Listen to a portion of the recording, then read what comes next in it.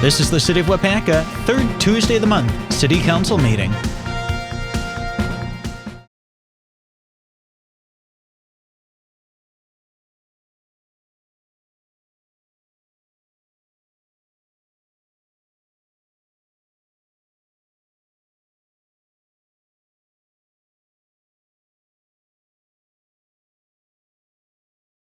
Welcome, everybody, to our regular scheduled city council meeting tonight. I do call this meeting to order. It's Tuesday, March 17th, 2020, and it's 6:01 p.m.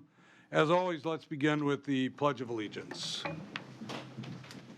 I pledge allegiance to the flag of the United States of America and to the republic for which it stands, one nation, under God, indivisible, with liberty and justice for all.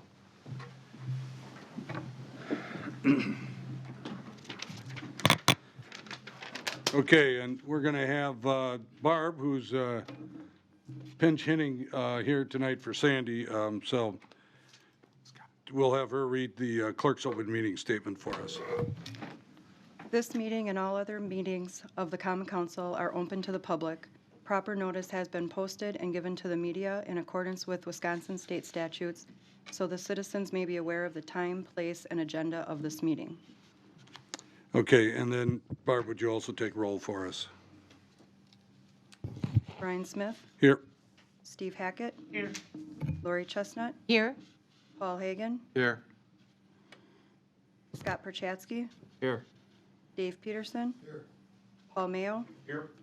Dimitri Martin, Here. Mary Fair, Here. Eric Olson. Here. 10 present, we have a quorum. Thank you, Barb. Next up, then, we have the consent agenda. These are, well, let's make sure that we understand that the agenda that came in your packet has been revised twice, so I think the other agendas were emailed to you, so make sure you're using the emailed agenda.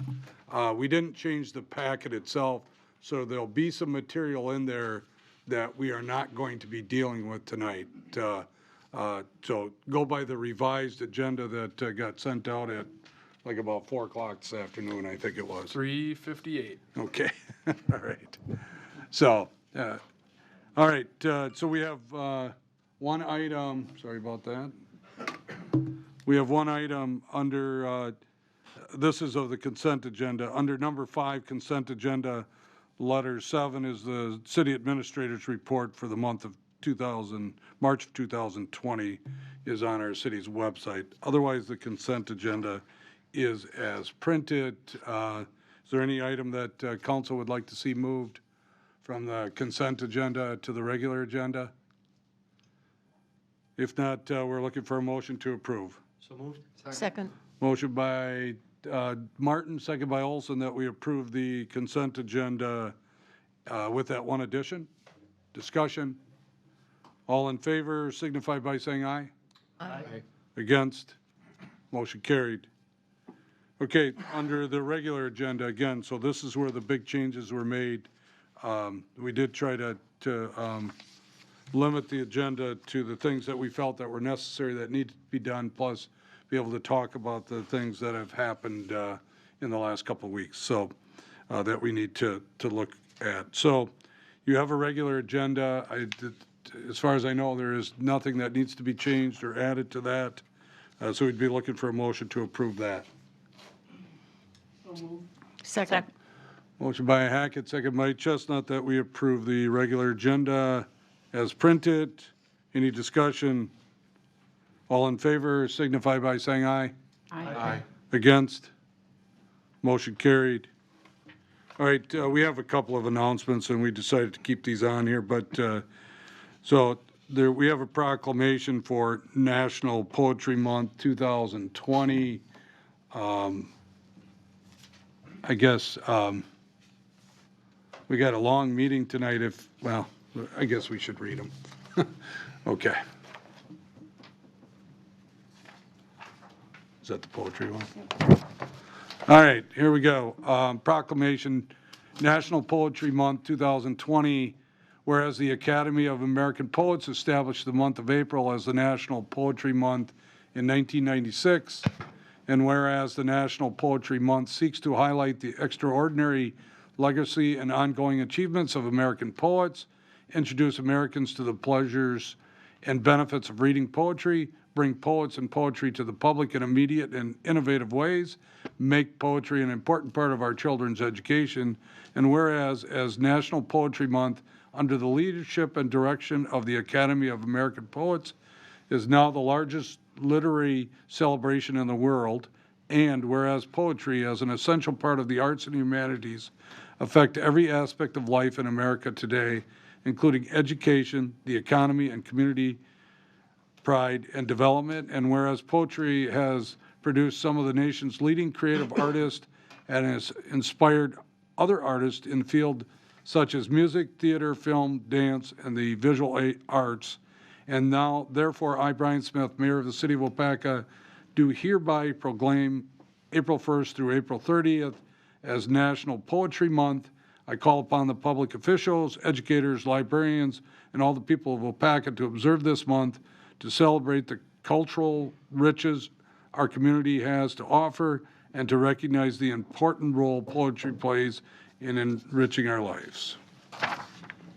All right, and then we have another proclamation, which is the Week of the Young Child. This is a new one to us, so, you know, the poetry one I think has been in the past, but here's a City of Waupaca proclamation, April 11th through April 17th, as the Week of the Young Child.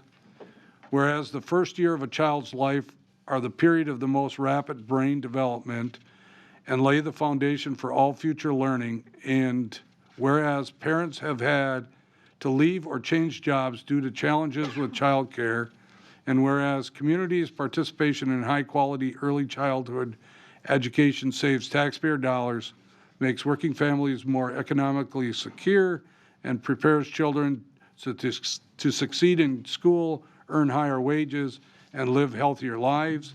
And whereas high-quality early childhood education depends on high-quality childhood educators who ensure that children supported by families have the early experience they need for a strong foundation. And whereas many early childhood educators will leave their positions each year because they cannot afford to earn such low wages, often with supporting their own families, early childhood centers in Wisconsin experience turnover each year. Whereas payment rates provided to early childhood educations to provide high-quality early care and education services to low-income children do not cover the cost of quality, and whereas young children need skilled, educated, competent, and consistent and compensated early childhood educators, and whereas working families need a strong regulatory structure to give them peace of mind that their children are safe and in high-quality early care and education settings, and whereas early childhood educators need the ability to earn a family-sustaining wage that is with the required education and skills that bring the complex and valuable work they do. Therefore, be it resolved that the City of Waupaca does hereby proclaim April 11th through 17th the Week of the Young Child, and urge all members of the community to support efforts that increase children and families' access to high-quality early childhood education. All right. You know, I at the beginning of the meeting, I didn't really talk about this, but obviously, you know, city council meetings are normally open to the public, and you have everybody that's here, which is all council members and staff, know that we have closed it to the public, although we have given the public the opportunity, if they want to email questions, if they have any.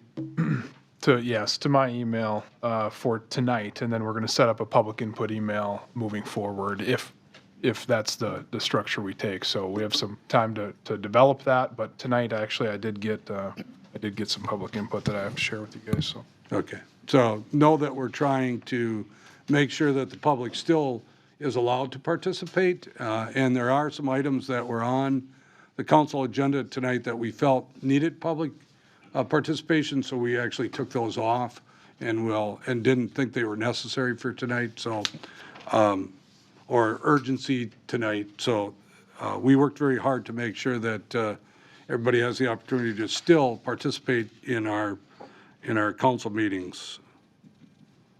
Okay, let's move on to unfinished business. Again, we left this on here. So this is license report number 1494. This is a Class B intoxicating liquor license and Class B fermented malt beverage license for the Pub LLC, which is at 106 North Main Street, and Tim Wani is the agent. I guess we need to take these at separate times. Again, normally we have, so quick story here is that Timothy Wanty is purchasing the Paca Pub. He's changing the name from the Pub LLC. That becomes effective before our next meeting, so we thought we would leave it on here with your approval, of course. He normally is, when they have new licenses, we request that they come to the meeting. Again, since this is a closed meeting, we did not ask him to come, but we do have his phone number if anybody has any questions, and he is, I think, watching and listening tonight if you do have any questions. So Mayor, if I may interrupt just for a second, I did receive one public input just before this meeting that I feel like I should share. Okay. So do we want to go backwards in this? So does it have In the anything to do agenda. with this? It has nothing to do with any agenda items. Okay, let's wait then. Okay. Yeah, let's wait till we finish this, and we'll do it right after, right before we do the medium-duty plow truck. Okay. Remind me. Perfect. Okay. Anybody have any questions on the Class B liquor license? It's basically a transfer of license. Anybody like to make a motion? Second. Motion by Peterson, second by Hagan, that we approve license report number 1494. This is a Class B intoxicating liquor license and Class B fermented malt beverage license for the Pub LLC on Main Street, Timothy Wanty, agent. Any discussion? All in favor signify by saying aye. Aye. Against?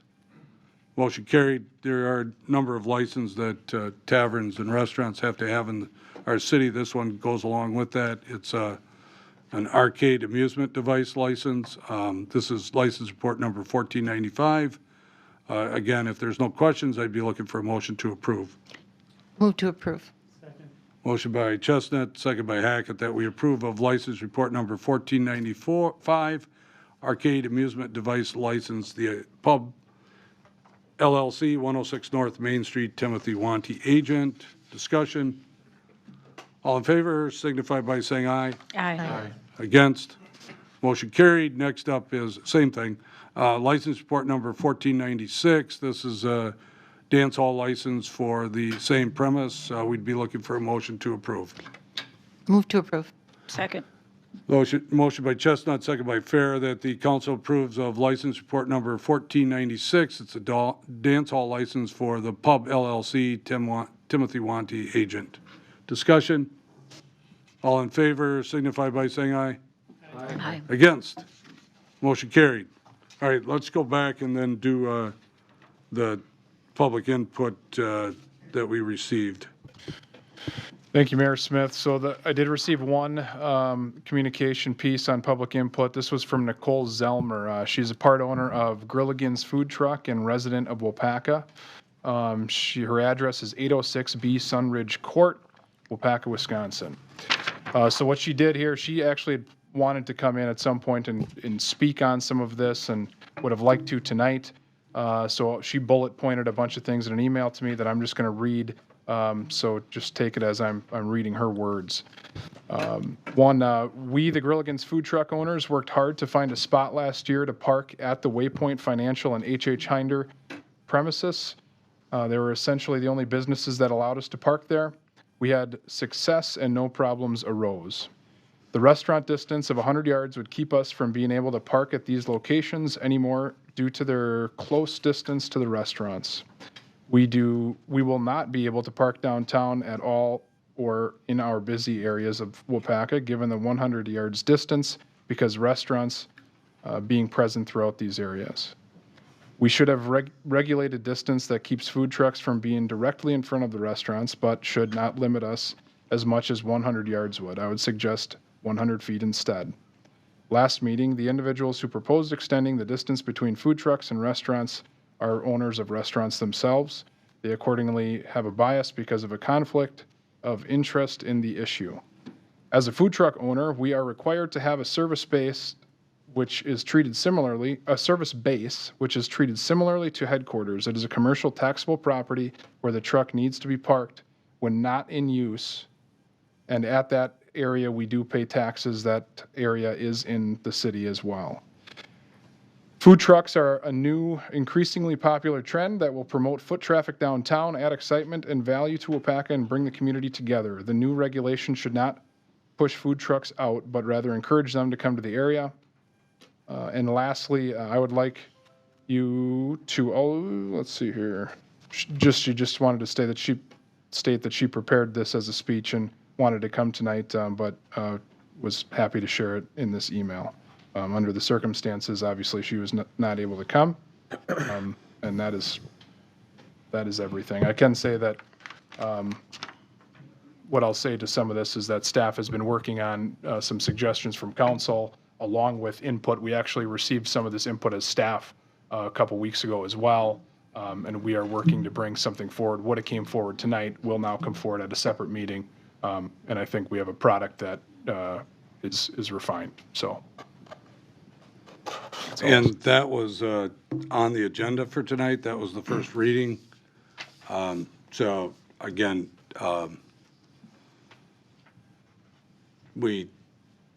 the public input was actually fine tonight because it's not on the agenda for tonight.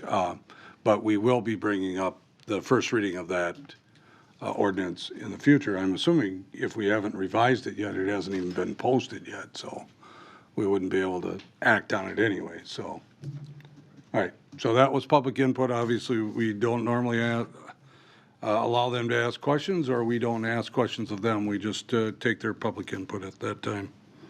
I have some public input as well. Sure. Go ahead. I received a phone call from the same individual, and she lives in my aldermanic district. And so I just want to reiterate that that concern was shared with me.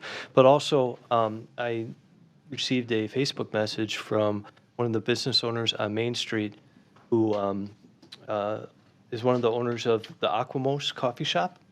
And he had inquired as to whether the city would consider having some sort of makeshift drive-through area as part of the, I don't know, maybe where the parking would be on the street, where customers could drive through and pick up items from local Main Street establishments, so that they wouldn't have to get out of their vehicles, go into the buildings, and possibly reduce some contamination measures. I thought it was kind of a clever idea. I don't know that it's workable, given that South Main Street is a Highway 54, and there may be some DOT regulations that would prevent that. But I did want to share that as a public comment since it was shared with me. And okay. Thank you. Thank you. Actually, I got that same email, so. As did I. Probably most of the people did, Right. yeah. So. Well, and then, oops, I was just going to say that we're going to, we'll discuss that tomorrow, and whether we can even do that, I'm not sure. First of all, we have city ordinances, but we also have state requirements under this COVID-19 that might not allow us to do that too. So we'll have to check into that. But it's an idea, obviously, that's going to maybe help small businesses to be able to maintain something. Sorry, go ahead. Also, Nicole reached out to me too, and we talked, and I want to thank Aaron for also going into that discussion. Thank you very much. I just want to add one last thing on the drive-through idea. On North Main Street, I could see how, from a public health standpoint, providing that option for Stratton Drug perhaps might be useful for people who are sick and need medication. There's a lot of parking available on the other side of the street there, so effective at 5 o'clock today. So, yes, Dave. Off the subject now. Public input time, just to correct our records, there are only 9 of us aldermen here tonight. No, she counted me. She counted me. Oh, I 10. count you. Yeah, Alderman McKeelan's on it. right. I think she said there were Okay. 10, 1 absent. I think so. Yeah, yeah. Yep, absolutely. I don't know what Sandy says, but I told her to say there's 10 of us here. So we're just trying to muddle through this too, quite honestly. So thank you though, Dave, for correcting us, or trying to. Okay, anything else, public input wise? Okay, let's move on then. This is a contract award for a medium-duty plow truck. Hopefully, we don't need it this year, but Justin, go ahead. Thank you, Mayor.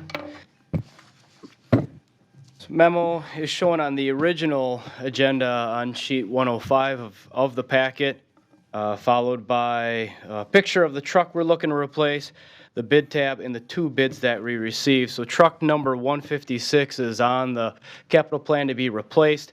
It's a 1994 GMC Top Kick, which is slightly larger than a 1-ton pickup truck, as most people think of it. We use this truck year-round, wintertime mainly for plowing parking lots and alleyways. In the summertime, it's used for hauling various materials, fitted with a water truck. So it's plenty old, it's got plenty of issues, and it's time to replace it. We budgeted $100,000 to replace this truck. We advertised for bids in February, mid to late February, opened bids on March 6th, and we received just 2 bids. However, the low was from Ewald's Hartford Ford, and they have a state contract for this truck. So while we did not receive 3, we are still following our procurement policy with that one being a state contract. With the baseline bid, we also asked for a couple option items, as we often do. Of the 2, we'd like to include the backup camera. No, it just included safety, ease for the driver. The other, which is the tire chain, automatic chain kit for the tires. Too much, we didn't want that one. So I'm going to keep it short because of more pressing topics tonight. So I'm looking for approval not to exceed $94,627 with bond funds from the 2020 issue. So moved. Second. Motion by Martin, second by Hackett, was it? I'm sorry. Yep, okay. That we award to Ewald's Hartford Ford an amount not to exceed $94,627 for the purchase of a Ford F-550 medium-duty plow truck, and use the proceeds from the bond funds from our 2020 borrow. Okay, any discussion? Barb will call the roll tonight. Steve Hackett. Aye. Lori Chestnut. Aye. Paul Hagan. Aye. Scott Perchatsky. Aye. Dave Peterson. Aye. Paul Mayo. Aye. Dimitri Martin. Aye. Mary Fair. Aye. Eric Olson. Aye. 9 ayes, 0 noes, 1 absent. All right, Justin, thank you. All right, next up, we have the discussion on filling the deputy treasurer's position, and that's you, Kathy. Thank you, Mayor. My item is on page 110 of the original agenda packet. The Deputy Treasurer, Tina Dennis, is retiring this year. Her last official day in the office will be May 15th. She's opted to use her benefit hours, which is her vacation time, out to July 17th, which will be her official retirement day for Wisconsin Retirement. She does not have a lump sum distribution of any other remaining benefits. So I'd like to start the process right now to get somebody in. Her position is allocated between the general fund and the utility funds because she is the lead utility billing person. So at this time, I don't see that there would be that much of a problem with the budget. But to just at least start the recruitment process, I have not changed the job description because the job description was set up to accommodate the type of position that I'm looking to replace her with. So, So basically, what you're doing is asking council to approve you moving forward with filling the position. correct. That's it. Okay, so they'll be back, she'll be back with everything else that needs to be done as far as how much that person's gonna get paid Right. and who that person is. And this is a below a department head level, so the department head, along with Aaron, actually approve the hiring of this person, so, okay? All right, so we just need a motion to approve moving forward with filling this position. Move to approve. Motion by Olson, second by Peterson, that we approve filling the deputy treasurer's position as presented. Any discussion? Barb's going to call the roll. Eric Olson, Aye. Mary Fair, Aye. Dimitri Martin, Aye. Paul Mayo, Aye. Dave Peterson, Scott Perchatsky, Aye. Paul Hagan, Aye. Lori Chestnut, Aye. Steve Hackett. 9 ayes, 0 noes, 1 absent. Thank you. Thanks, Kathy. Appreciate it. Okay, next in your packet, although the agenda is not right, the page should still be right. 113 is license report number 1497. This again is operators or bartenders license. We would need a motion to approve. So move. Second. Motion by Chestnut, second by Perchatsky, that we approve license report number 1497, operator's license. And of course, it's pending payment of money owed and background checks. Discussion? All in favor signify by saying aye. Aye. Against? License report number 1498, taxi driver's renewal. Again, this is in your packet, and we're just looking for a motion to approve. So move. Motion by Fair, second by Peterson, that council approves of the license report number 1498, taxi drivers renewal pending payment of money and owed and background checks. Discussion? All in favor signify by saying aye. Aye. Aye. Against? Motion carried. All right, we're to letter H, which you notice that is under action items, because we do need some action on some of these items, and we tried to label them in your new agenda so that you understand basically when we do need action or when it's just information purposes only. So we're going to ask each of the department heads basically to go through, and we've asked Jerry Duman to also be here tonight from the fire department, and just talk about the closures and the timeline of the closures, and you'll know when we're going to be requesting that that you either approve or disapprove of what we're proposing here. Okay? Wow. Can you still get that in the grocery store? Okay, so let's just go in order. Again, don't hesitate to ask questions or anything, but let's just go in order. We have a report from the library board, and again, this is FYI only, but Peg, you want to tell us what's going on? The library board had an emergency meeting yesterday at noon and decided to close the library until the 6th of April with the mandate that the library director, with consultation with president of the library board, would be able to have additional closure if needed as required by the CDC or those powers that be. But library staff is working in the library as we're closed. We receive phone calls We are answering questions. We're helping people if they need information. We are providing curbside pickup with the greatest care for the safety of our library staff and patrons. We are quarantining all items that come in for 2 days. They're sanitized, then they're checked in. And then we are using gloves and precautions when we're providing that curbside pickup. We are not taking any items in except through drops, not through car windows. So we actually served 41 people yesterday. That's 41 cars that drove up, and we checked out 437 items. So there is a need. There's definitely a lot of many people have told us how important it is that we keep those lines open. With that being said, once we do have cases in Waupaca County, we don't think we will be able to provide that service any longer, so that we'll have to cut off that contact. Are there any questions about the library board? Mary, go ahead.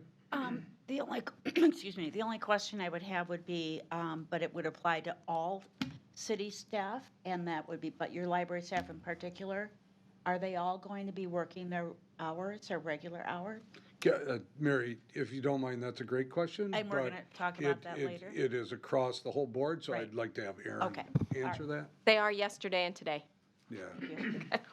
And he'll talk about the future, though, Okay, too. all right. Okay? On the Thank- book, Go ahead. on the book drop item, what are we doing to sanitize the books before we lend them out to someone So else? they're quarantined for 48 hours, and then they are actually wiped with bleach or vinegar or alcohol, depending on what we have left in supplies.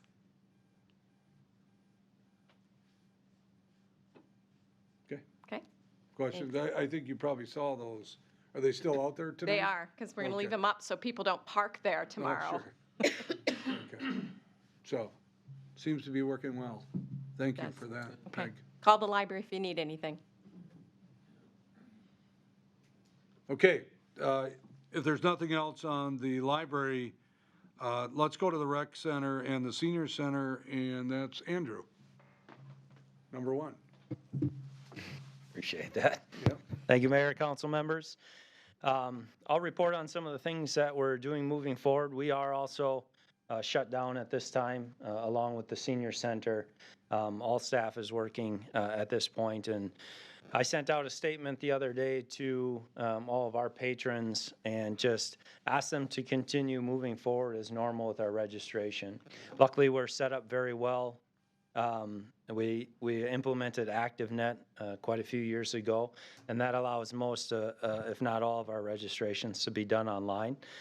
So we're recommending, with the unknown of what's coming up, we're in a very busy time right now with registrations, and we want to make sure that, we're just kind of moving forward as normal so that if we do get to start a season, we're not waiting to catch up on all the registrations. So we're really trying to get the information out that we want people to continue to register online at www.waupacaactive.net. That's our website. Or by calling the office, we can do it over the phone as well. For special circumstances, such as someone who needs to pay with check or cash, or needs to talk to us about Walleyes for Kids scholarships, which are the scholarships we offer, they definitely can just call our office and we'll set up arrangements with them to get that taken care of. Or we can set up mailing from those items as well. So we'll definitely work with people to make sure everyone signs up. We'll continue, like I said, moving forward the best that we can. If a program for some reason does have to be canceled at any time as we move forward, we are, as Aaron says often, unprecedented times, so we're not sure where we're going with this. We will refund program registrations at that time, but we want to make sure we have everyone signed up, so if we need to act quickly to move forward with a program, we can do that very quickly. We'll continue to communicate as often as needed with our patrons on our Facebook page, our Park and Rec website, our constant contact newsletters, and by emails, and we'll just get information out the best that we can. Programs that we have going on right now, youth, beginner, and intermediate soccer has been canceled because we hold that at the school. All other programs and adult programs that we had, such as volleyball, pickleball, and basketball have just been postponed at this point, and we'll make decisions as we move forward.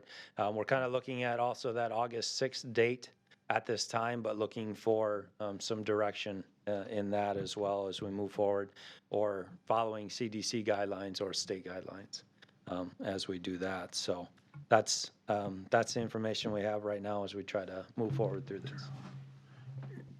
Does that turn off after a while? Sure. Okay, I got it. You got to start over? Okay, No, it's, we talk as long as Justin then. I got a question for you. yeah, go ahead. Am I good Is to that go? Mr. Yeah, Olson? the battery's dead in it. Okay, we're good, don't worry about it. Yeah. What? Yeah, we're okay. So, I'm sorry, let's go back. Question. Anything else that you wanted to add? Now you're at questions. I do want to make this point because it's going to be across the board here. All full-time and permanent part-time employees will continue to work at this time, okay? And we're going to keep them as long as we can working. If they do not have something to do in their department, we're going to try and find them to do something in another department, but we're going to try and keep them working as long as we can, at least through this April 6th period, which, you know, I don't know what that April 6th date means, but that's what we're using in our head. And then once we get to April 6th, obviously, council, we have a meeting on April 7th, so we might be having 8th, we might be having this discussion again. But so I wanted to just make sure you understood that this is across the board. Every department is working. Okay, so now questions. Let's do raise a hand so I make sure that I don't, go ahead, Eric. So you mentioned there's a few programs that are already going that are postponed for now, or? Yes, most of those programs that are postponed are adult programs. They were about mid-season. Basketball was almost done. The only other programs we had running were the intermediate and beginner basketball, and we had about 2 weeks left on that, and we had to cancel those based on them running at the school. And the school, once the school closed down, they wrote us an email and sent it to me that, you know, stated that all community and school activities before and after school were canceled. Has there That been was any the first discussion email. about the possibility of having to give money back on some of these programs that may not end up happening that you've already taken money in for? We've had discussion as far as the ones that are halfway through. We've kicked around some ideas if that does become reality. The beginner soccer and intermediate soccer, we won't, because they'll receive, once this break is done, they'll receive their soccer ball, they have their shirts, they have all the equipment that we give to them for signing up. As far as the programs that are registration is open right now, that's all spring and summer programs. So we'll move forward and just take it program by program and make sure that we will have to refund if we don't have to, or if we're not able to run a program, we will refund at that time. I had Cassandra, our rec program supervisor, kind of go through all the upcoming programs and look at all the different issues that we could or could not have. And so I feel like we're pretty prepared to move forward once we kind of know more of a timeline and some of those things. And maybe we won't know that. Maybe we'll just, you know, we'll just play by ear as we go.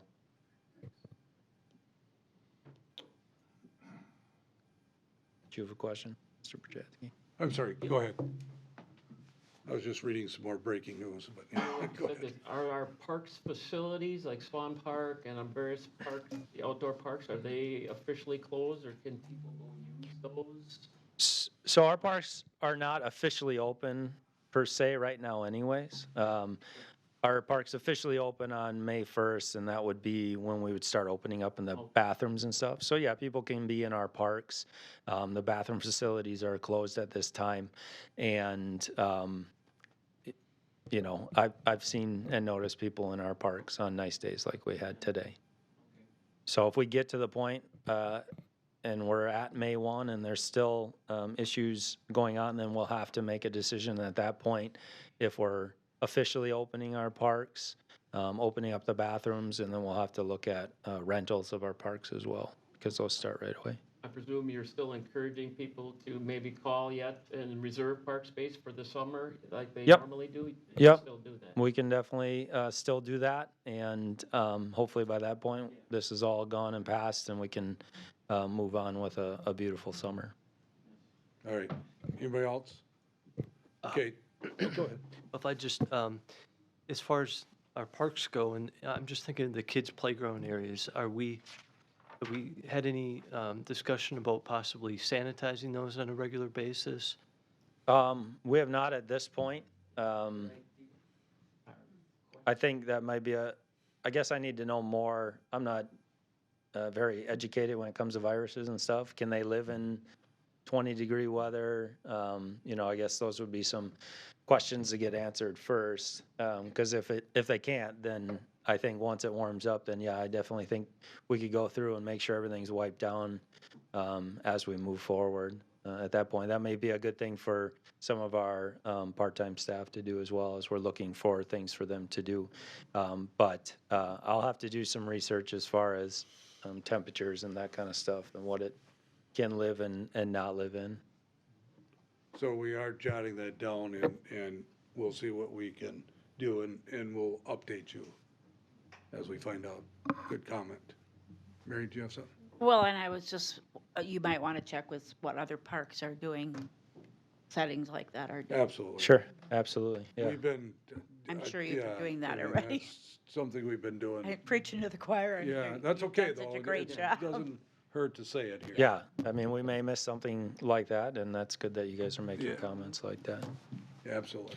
That is a good comment, and it's in all the collaborative sharing we've been doing with city administrators, park and rec, or whatever it might be, that actually has not come up, but Yeah. I was thinking the same thing as soon as you said it. I think it's a good comment, and we'll look into it. Yeah. So. Because people are out there. I just talked to our neighbors, and they came from the park, and they said there was 4 or 5 other families there. So the possibility of that being a transmission point could be there. Well, and people are still encouraged to get out and recreate Yes. by themselves, but they are, so. Kids like to wipe their nose with their Right. hands. And can I Exactly. have another comment? Go ahead. There's so much online now about creative things people can do with their children at home.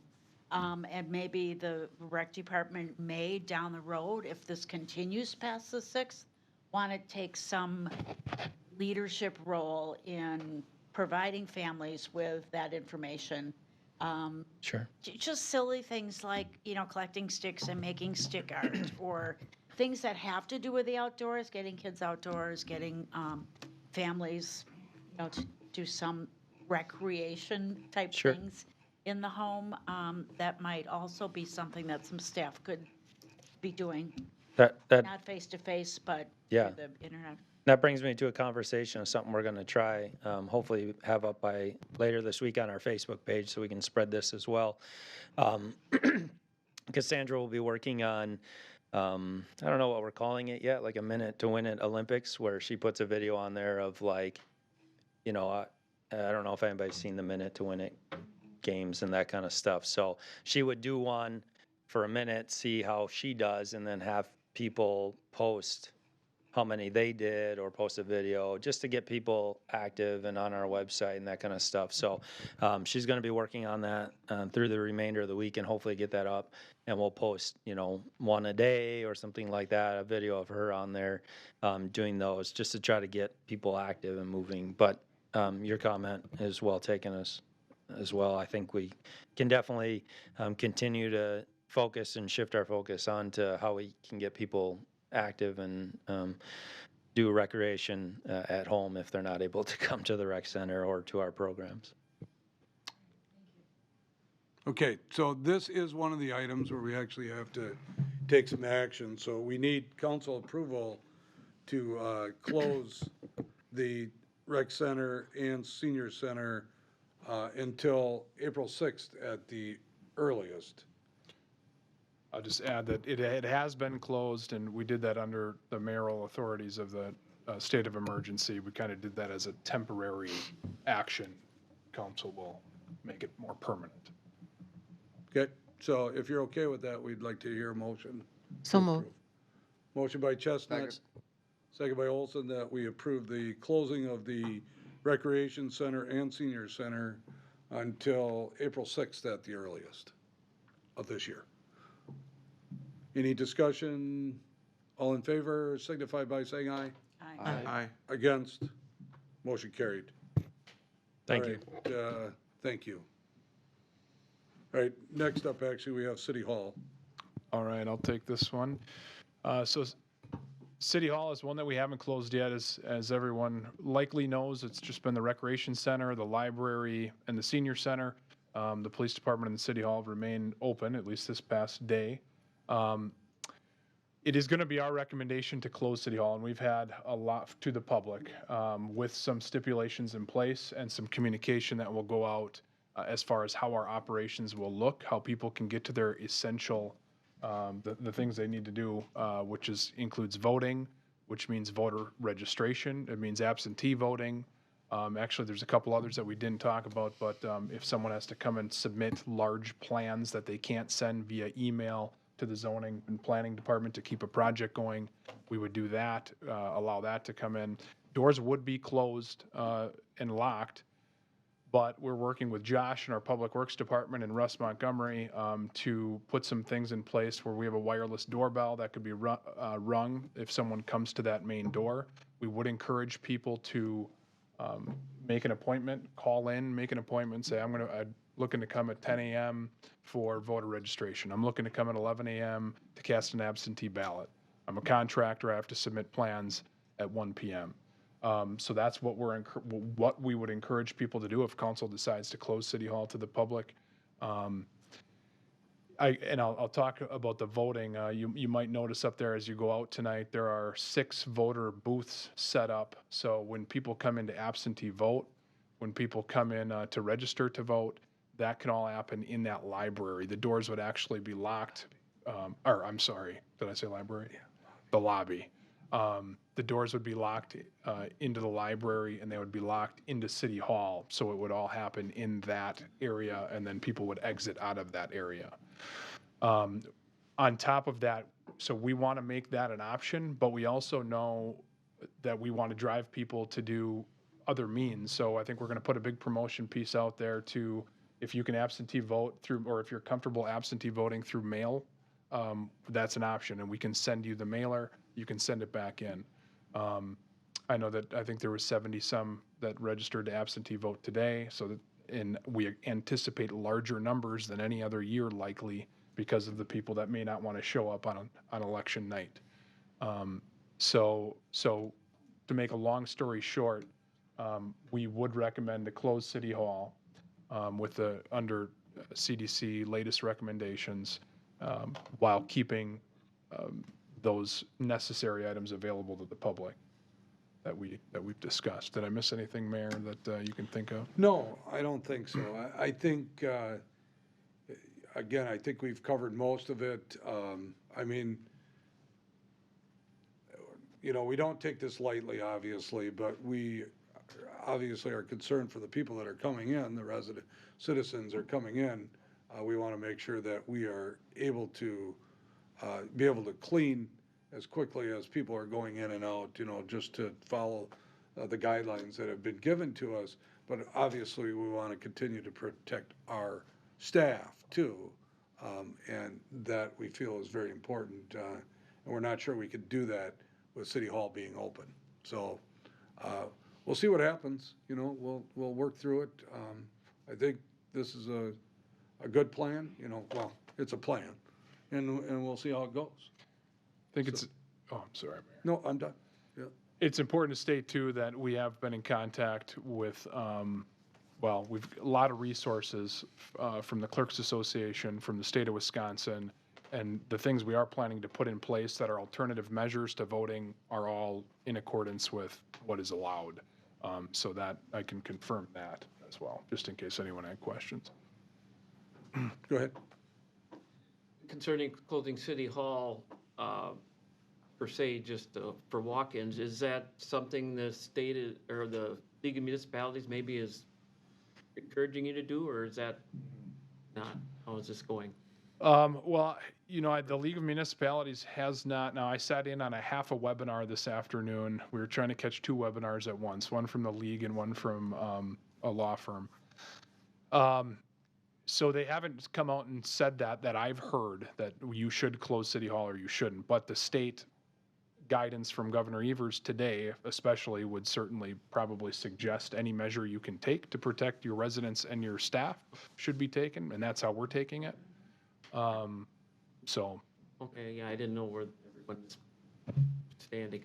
I'd like your ideas of if somebody needs something. I mean, you can post phone numbers on the door, the doorbell. I think that's just as effective as having a door open. Mm-hmm. Yeah. Yeah, I agree. So are you looking for a motion to close City Hall? Yeah, the closing of City Hall. Barb brought up a point too. The one thing you didn't say is that the number of people that we're limiting it to that can be in the lobby at one time. Did you say that? I did not. Okay. Barb, you are correct. I did not say that. So we are going to limit to make sure there's not even up to 10, so less than 10 people in that lobby at once, which also complies with the order we got today from the state. It's so hard to keep up to speed. I just heard that order just came out. I didn't even know that. Yeah, just a couple hours ago. Yeah. So yes, Dimitri, we are asking for a motion to close City Hall. I'll make that motion. And can I add that we also are looking probably for that timeline as well? To April 6th. Right. Are you okay with that? Yep. Second, somebody? I'll second. Okay, motion by Martin, second by Chestnut, that we approve the closing of the City Hall until April 6th. We will have access by appointment only. And again, we'll work through that as we move forward. Any further discussion? All in favor signify by saying aye. Aye. Against? Motion carried. Obviously, we're encouraging city council members too that if it's not necessary for you to come to City Hall, don't come to City Hall. We have access through emails and phone calls and everything else too. If you feel it's necessary, let us know ahead of time so that we'll be able to let you in. Well, you can get in anyways. You have key cards. So, yeah. I guess on that note, anything you guys, staff gets, maybe email us right away so we at least, because sometimes it's a lag. We hear it on the news and maybe you'll have more access to it quicker. Anything that's new and breaking, we need to know, I guess. It's nice. Yep. So I will get into communication in a little bit, but Yeah. what I can do is every time I send a press release, which will happen every day or every other day, likely, Okay. the way things are moving, it'll go to the press and you guys at the same time. Yeah, and that's a good point, but that is another part of what we're going to talk about tonight is how we're going to help with communications to everybody. Okay? Anything else for City Hall? Go ahead. You know what I was just thinking about is letting the public know that there's the drop box to put like Absolutely. for their payments in or stuff like that. So Yeah, good point. I didn't mention that either. We are encouraging and we're actually requiring payments to be given through that Dropbox. Thank you, Kathy, Laura. go ahead. I'm sorry. Or online. Payments are also available online.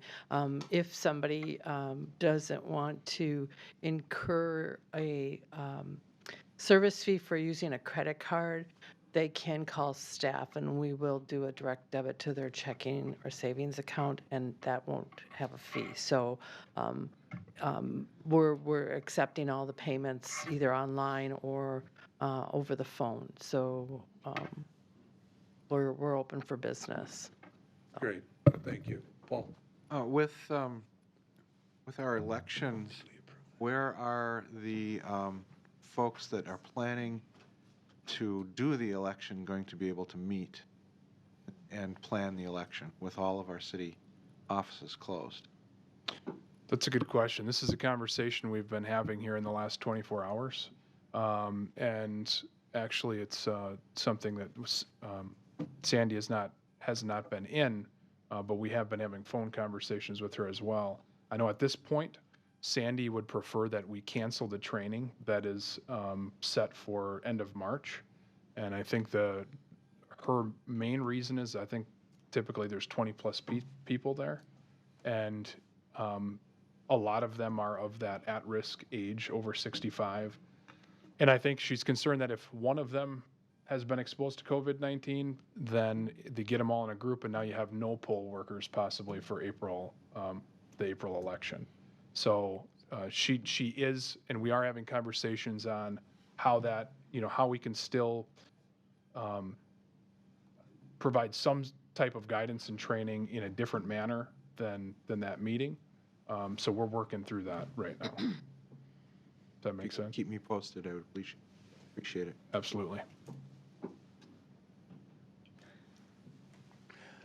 Okay, thank you, Paul, for that. Yeah, I mean, with Sandy not being here this week, it's been, we're working through it. Barb is doing a great job, but there are many things that Sandy needs to be in on, and so more of that will come out next week, obviously. Okay, we need to vote still on closing? No, we already did. We did vote on it? Okay, all right. So we can move on then. Let's move to the police department. Brian Roselle.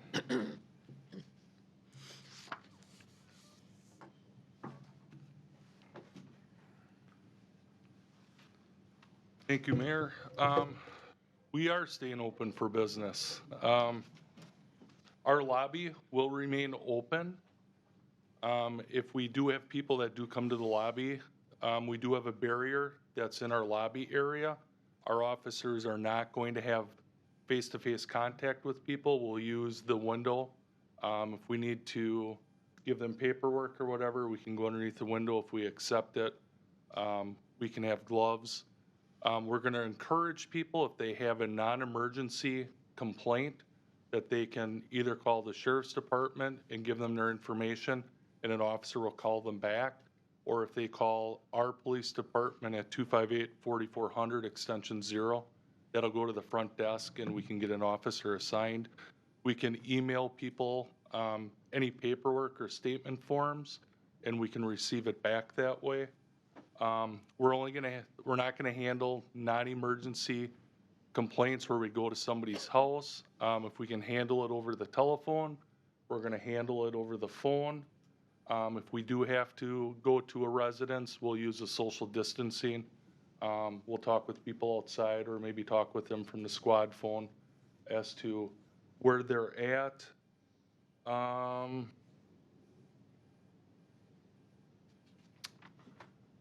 I think that's about all that I have, unless anybody has any questions. Talk about how you're protecting your officers, though, too, from this a little bit. So earlier this afternoon, we had a staff meeting.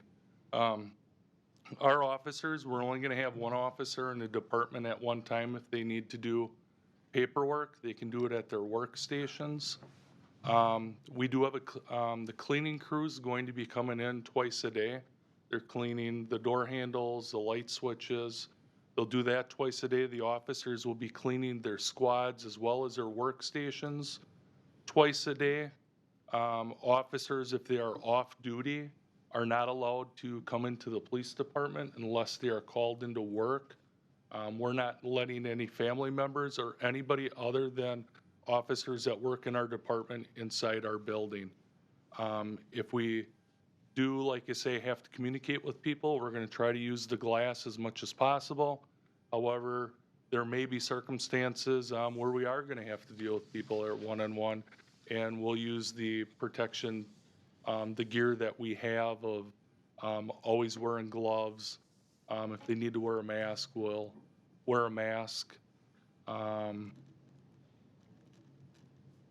there anything else, Mayor, that I told you earlier that I'm forgetting? No, I don't think so. I mean, unless people have questions. Scott, go ahead. I have one.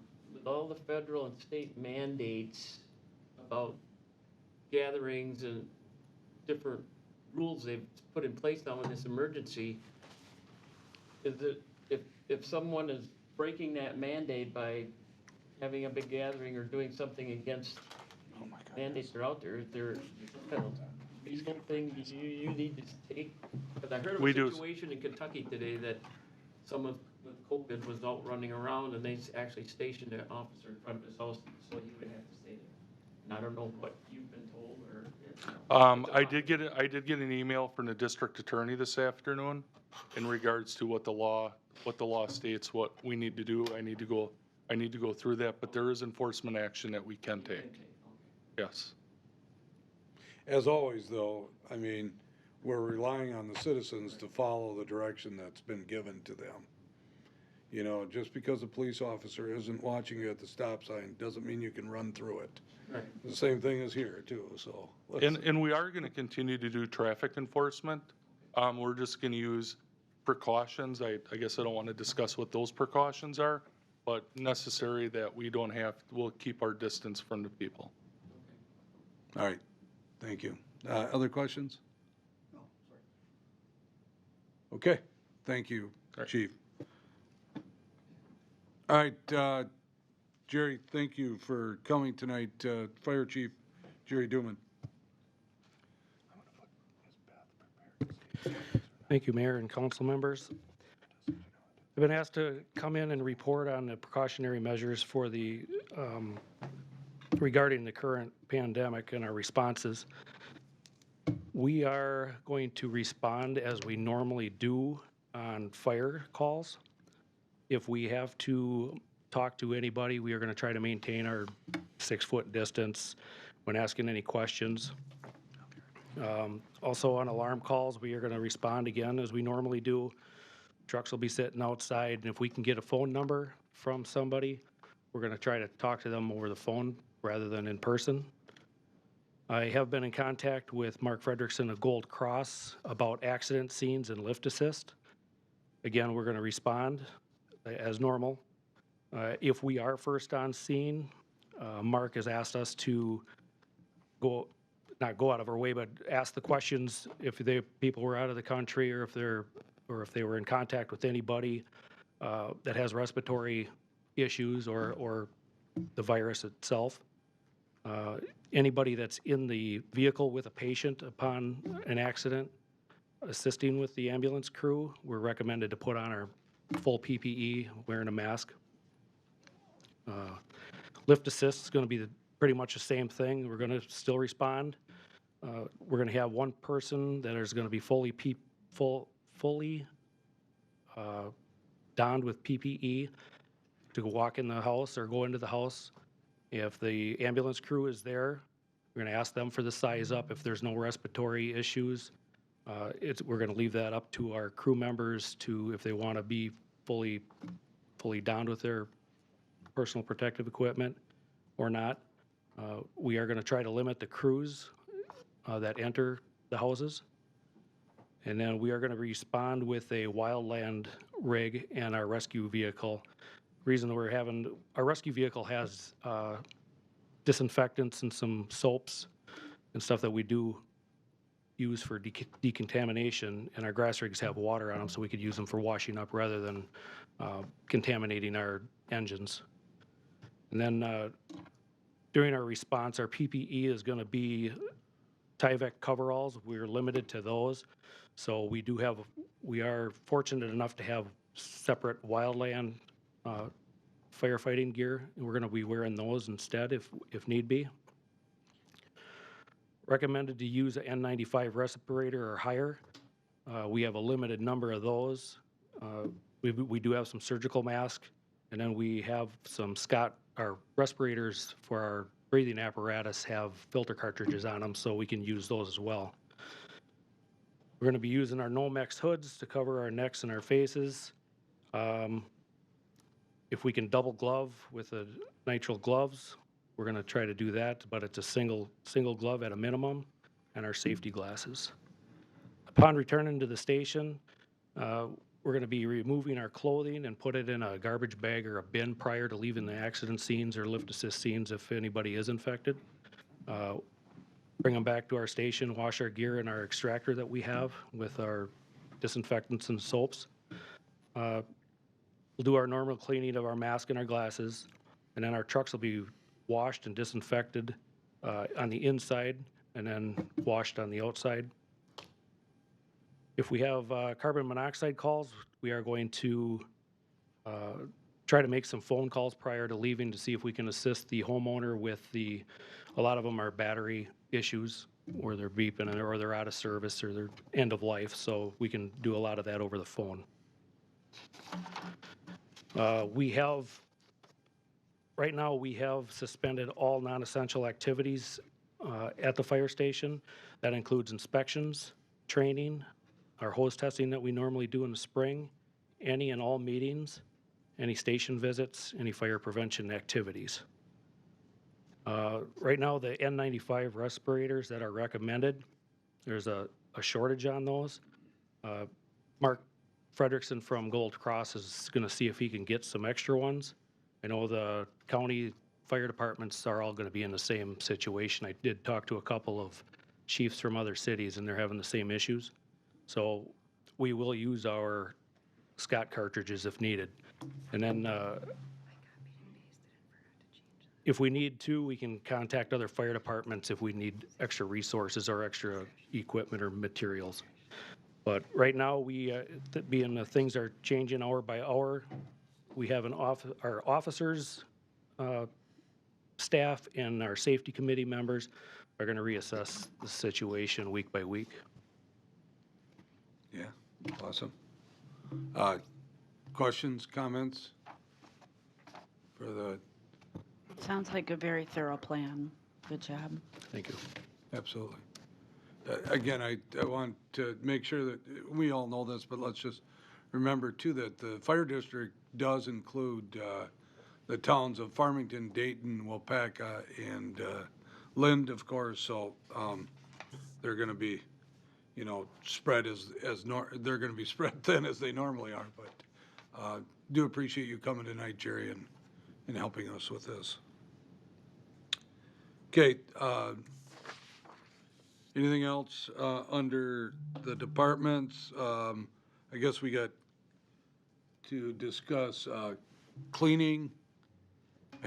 I have to tell you this because we're a full service meeting tonight. I just got a email from the Internal Revenue Service is extending payments for 90 days. So if you owe on your taxes, you have 90 days to pay it from April 15th. So if that helps any of you. Still got to pay it, but yeah. There you go. So let's go with cleaning facilities. Thank you once again, Mayor. So cleaning staff, since the facilities, rec center, library open over the weekend, Monday morning cleaning staff performed as they usually did, knowing that changes were coming, heightened sense of awareness of what we could be dealing with. By the end of Monday, we developed a better plan, and you've heard snippets of it, focusing on the typical surfaces, the door handles, the light switches, the common areas. Now that library and rec center were shut down, we shifted our focus more to City Hall, Police Department, and in the future we expect to just keep adjusting as needed and where, more sanitation is required. Certainly the lobby, we have a plan to step up our cleanliness there along with Police Department. We, besides that, are expanding kind of the items that we have cleaned. So these places, these facilities that are shut down now, sanitize certain equipment, chairs, tables, put them away, kind of leave them there, not touch until we open up again, that sort of thing. Supplies, we've had a surplus built up prior to this happening. That's just kind of how we operate. We have a lot of facilities. We go through a lot. We have storage areas, and we are just working with the other departments, handing out gloves, hand sanitizers, spray bottles, that sort of thing. And the other employees are pitching in saying, I'll clean my own workspace if I get a spray bottle. We'll share that, we'll do this. That's been really good, trying to, I guess, spread what we have and make it last for the long term. And as we move forward, again, we'll just kind of refocus and do what we need to do to keep the facilities clean for our employees and then also for the public. We have meeting, here tonight. We have another one on Thursday, and the next week, cleaning staff's going to come back in here tomorrow morning, make sure this is clean before and after every meeting for the same reasons. Should I make a note on sewer water. Absolutely. So sewer and water utilities are going to function as normal, with the exception that we are not doing the routine house calls anymore. So that is following the guidelines from Wisconsin DNR, rural water, APWA, that sort of thing. So we will only enter a house if there's an emergency, such as a sewer backup or water break where you have water standing within the basement. Outside of that, all that's going to just stop for now. The rest of the department will operate as usual. And if I may speak on behalf of the recycling center, that's going to stay open as well. Speaking with the county, they're going to continue to keep their centers open. It's a sanitation issue. We accept garbage and other recyclables. The site attendants have been asked or have been told to help only when needed. So exchange of money, use gloves, help with the garbage. The recyclables, we're asking the community to pitch in and just take care of that yourself. Do the right thing and don't cross-contaminate. I think that's it. Yeah, absolutely. Thank you. One thing that Russ did ask, and I mentioned this to a few of the people that were here earlier tonight, but if you could clean off your desk before you leave tonight, either put it in the recycling bin or if you have room in your drawers, but below your desk. But let's make sure the surface is clean, so it will make it easier for our cleaning people to be able to clean. Okay? Do you have anything on that, Aaron? Nope, you took stole my thunder. Sorry about that. Good. All right, so we're moving on to letter J then. This is discussion of possible cancellations and alterations of committee meetings. And did this go out on the agenda too, or did you just put it on here? The dates? Okay. Okay. All right. So just want to talk about some upcoming meetings, okay? The Parks and Recreation Board, which meets on April 2nd of 2020, that is. That meeting got changed to April 9th because of the presenter that's coming in. So Okay. So that's still on then? at this time, yes, because of the date that we chose. It's after April 6th, yeah. Okay. So the one on April 9th is still on for Parks and Rec Board. Obviously, this will get out to the members of that board, and it will be on our webpage. Police and Fire Commission, April 14th. Brian, are we still holding that right now? At the time we are, yes. Okay. Library Board, April 15th. Same thing, you're still planning on having that meeting. Historic Preservation Committee is on March 23rd, 2020. It also has a public hearing, and we've posted that public hearing, but we're going to get the word out as much as we can. We'll put something on the door, too, that we are not going to have that meeting on March 23rd. City Planning Commission, which is on April 1st, 2020, or April 1st, sorry. There also is a public hearing for that. There is some importance to that public hearing. We're going to try and figure out how we could do it, either by whatever. I always call it Skyping, but if we could figure out a way that we could do it the alternative way, but we still plan on having the City Planning Commission meeting. Commissioners that don't feel comfortable coming to that meeting, again, we're going to try and work with you if you want to stay at home and call in, and you will be able to vote if you do that. So that is, Kathy, can you respond to that a little bit about, normally we don't allow in our ordinance, you're allowed to vote if you're not in attendance, but. Right, you're under the ordinance right now that we don't accept somebody who is out of the room to be able to vote. Under the department Justice and the open meetings law that has been changed so that we can allow for an alternative method for people to attend the meeting and to be able to vote. So they have changed the open meetings law to be able to handle this type of situation.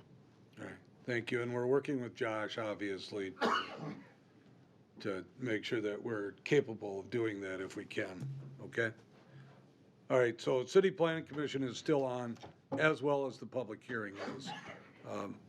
Senior Advisory Board is on April 21st. I'm assuming that's still on for the time being. Okay, and then we have one other, well, City Council, don't forget City Council on April 8th. We will meet whether they change the date or not, so make sure you put that on your agenda. We plan on meeting no matter what for City Council. And then Emergency Management, if you're on the Emergency Management Committee, that we're actually calling a meeting. I think, did the agenda go out yet?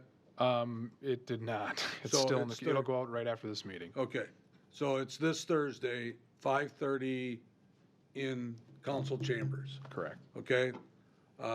So if you're on that, make sure that you're there for that meeting.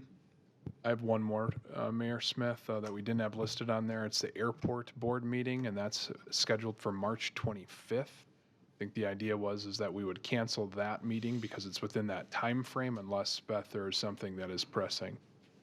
Okay, so we will plan on canceling the airport board meeting on March 25th and be in touch with board members on when we'll reschedule. Obviously, any of these groups that have subcommittees, we would expect that if they fall before April 6th, that they cancel their meetings too. So I know some of you guys have subcommittees underneath your commissions or boards, so those should be also canceled. I'm not sure that we need to do this. We couldn't find anything that said we didn't, but I would appreciate the ones that we are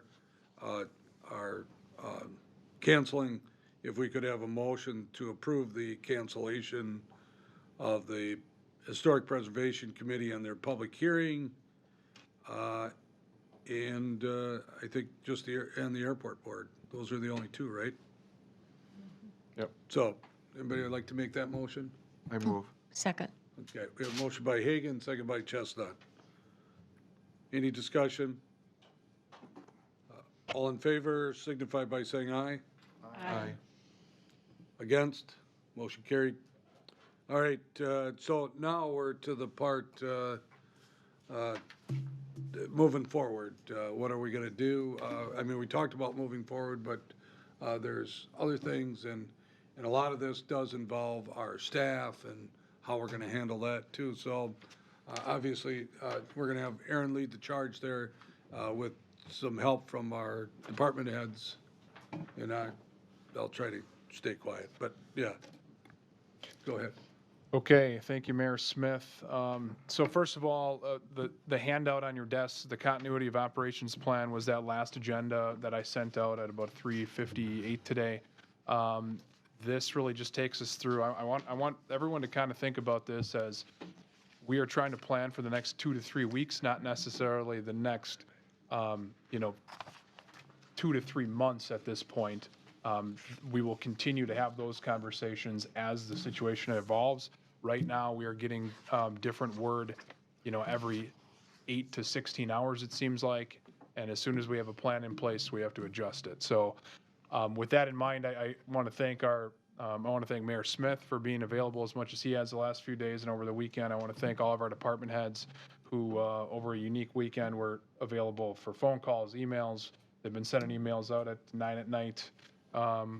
Last night and the night before, and available to meet basically on the drop of a hat. So that's been great, and they've been great in the discussions and trying to work to get to a situation where our residents and our staff are in the best position they can be in. So I'll take you through this handout. Really, the purpose of this operations plan is to communicate what our operations will look like over that 2 to 3 week period, and primarily with staff, so they know what to expect. This first page, and I'm not going to go over everything in exact detail. I'm going to hit on some high points, and I'll be happy to answer any questions that anyone has throughout this session. The first page basically sets up the plan: introduction, the purpose, why we're putting the plan in place, why continuity planning is important, some assumptions on the outbreak, so on and so forth. So I think we can get to that second page pretty quick. On the second page, you'll see essential personnel. This is something for the purpose of, we realize that it's not out of the realm that, well, let me back up. Mayor Smith talked about how we're treating personnel right now. Everyone's coming to work, even though we're closing City Hall tomorrow, even though we have other facility closures, part-time, full-time, salaried or hourly employees are coming to work, and sometimes we are finding other work for them that are outside their job descriptions. Now, we understand that may not be possible if somebody within our organization contracts COVID-19. We may have to shut down a facility. If Waupaca County has a bunch of cases, or Waupaca has a bunch of cases, that might change things again. So we're just trying to plan for, in that instance, who are those essential personnel. And we've outlined those in here as the police department, the Waupaca Fire District, area fire district, even though it's not city personnel, we did want to make sure that people understood that. City administrator, public works department, this includes sewer and water, utilities, department heads, Waupaca online staff, with everyone being home. We want to make sure everyone has access to the internet, and then cleaning staff. So this might look a little different than what essential personnel would look like in a typical emergency, which might be a storm or tornado or snowstorm or whatever that might be. Cleaning staff is a good example of what that different type of personnel would be.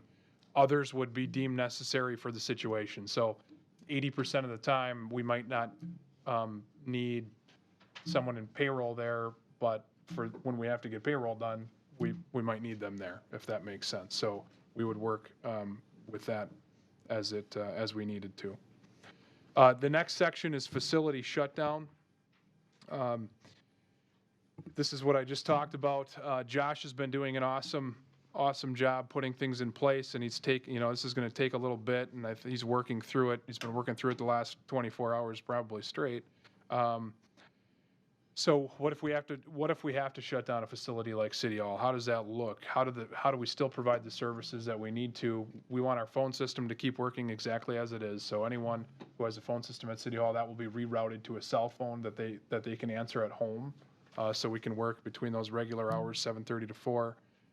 City issued laptops and phones. Right now, we're encouraging everyone to bring their laptops home with them each night in case something changes over the course of that night, so they're ready to work the next day. Website, Facebook, general phone messaging, press releases. As a communication piece, we want to make sure we're being consistent, and we have only a few people that are giving the official information for the city. That's going to be Mayor Smith, myself as a city administrator, or the chief of police. Those are the 3 positions that are designated to issue any official correspondence as far as how things are changing with the organization. Right now, we're doing that through press releases primarily. We had another kind of side communication piece that you saw on the emergency declaration yesterday. We will continue to do it through press releases. I can tell you that we are receiving information from all of our associations. You probably can't, it's tough to keep up with it. So we're not going to be sending out that type of communication to council because it would just become overwhelming. And we're not going to send that out to the public. We're just going to send out that one press release that tries to sum everything up, just so everyone knows what our plan is there. As we move down, infection control measures, this is something that really we probably don't have to get into too much detail. This outlines what we're communicating with employees on when to stay home, how long to stay home, what we're doing within the workplace to try to mitigate the risk as much as possible as long as we're here, not only for our employees but for residents. The next one I want to get into just a little further is the employee sick leave. Right now, we've had a lot of conversations over employee sick leave. You know, like, as I said, we're going to look at this as the next 2 to 3 weeks right now, and if it gets extended, we'll talk about that at a later time. One thing I'll say, there has been a lot of laws and policies that are being floated around in the state and the Senate and being pushed back to, the House and the Senate being pushed back to the House, making changes. So, you know, we've been working off some assumptions, but we know that those assumptions may change daily as well, and we'll change our policies according to those.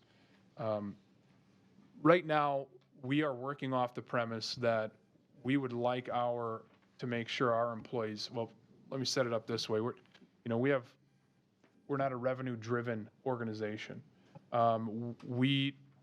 It'd be our recommendation to make sure that employees are not missing out on paychecks or not missing out on money because of this situation that is really outside of our control as an organization and outside of many people's control.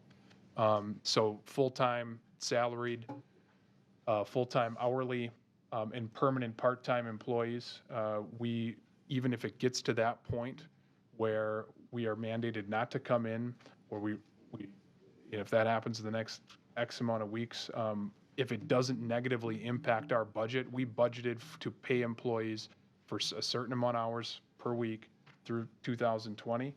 And it would be our recommendation to continue with that, knowing that we are going to do everything we can to have those employees work here while they can and help in the capacity that they can. Also, do everything we can to have them work remotely when they can't come here. If they're not working remotely, or they're on call. So everyone's on call from 7:30 to 4 p.m. If they refuse to be on call and they refuse to be available during that time, then they would not get paid during that time. So that kind of sums up, and it's in detail here in that policy, but I wanted, instead of going into every little thing, I wanted to kind of give you an overview of what that looks like. I am going to read a couple things here because I know that these are things and we will communicate this with staff after. These are things a lot of people have questions on. So when is it okay to use sick leave as a primary question? I know a lot of people are thinking about, so, you know, we would like to recommend that needing to take off to care for a family member showing symptoms, that's okay to use sick leave. Needing to take off to care for a child or children that are not in school or childcare, that would be okay to take off and use sick leave. Needing to take off because you are showing symptoms, obviously we want to encourage them to not come in. And then needing to take off because you want to isolate yourself after being unwillingly exposed to someone who has contracted COVID-19, that would be another reason. We would definitely encourage people to take off and realize they're paid sick leave for that. The last thing I have in that policy is just that things are changing all the time again. And you know, as we're going to work through this, we want to communicate with employees. And when this thing kind of, the ship steadies, there will be laws and there will be bills passed that will then go into action. Right now, there's so much getting pushed back and forth. When those do get passed, we'll have legal counsel look at our policies and the way we plan to proceed with everything and what we have in writing, and making sure that that is all in line with everything that the federal or state government hands down to us. And if anyone has any questions, I'd be happy to answer those.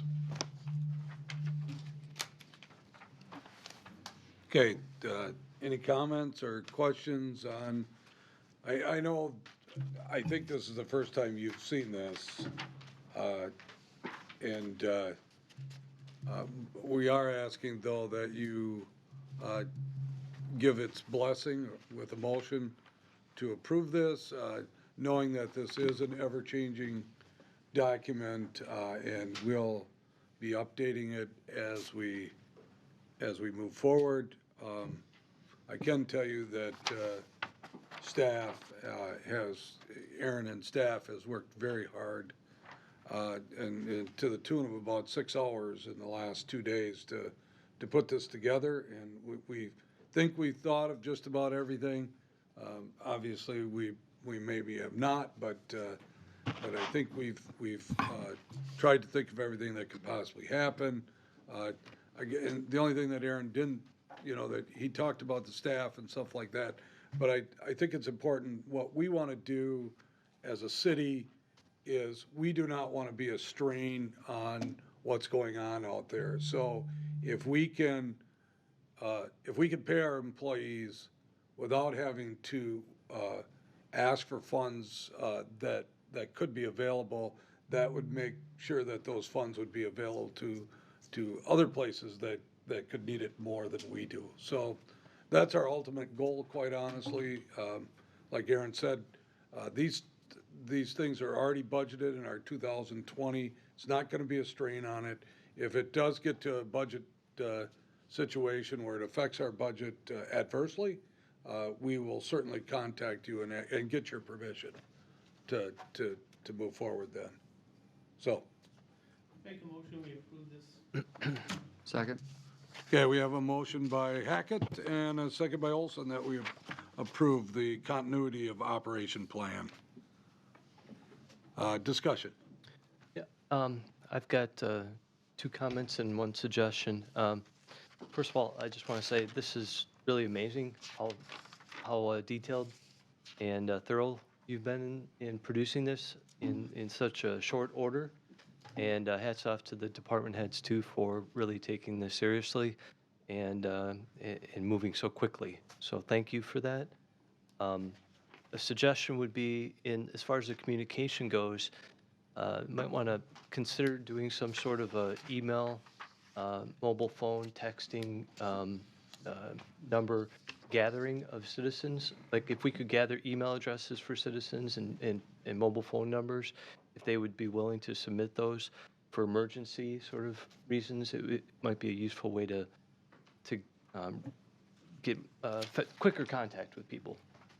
And then lastly, I just wanted to comment that I think that there's a lot of people out there that don't really fully understand the seriousness of the COVID-19 crisis.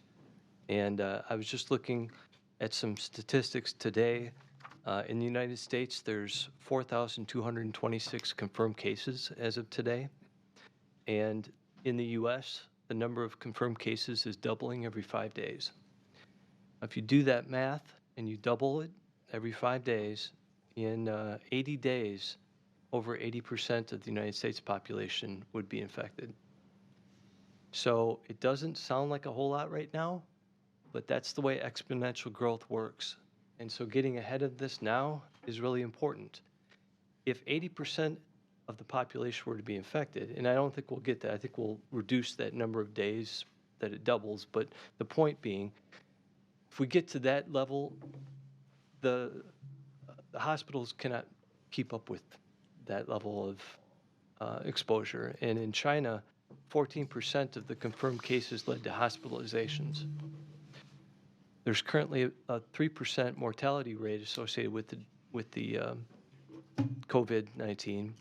But if the hospitals can't keep up, given the growth rate, we could see that mortality rate rise significantly.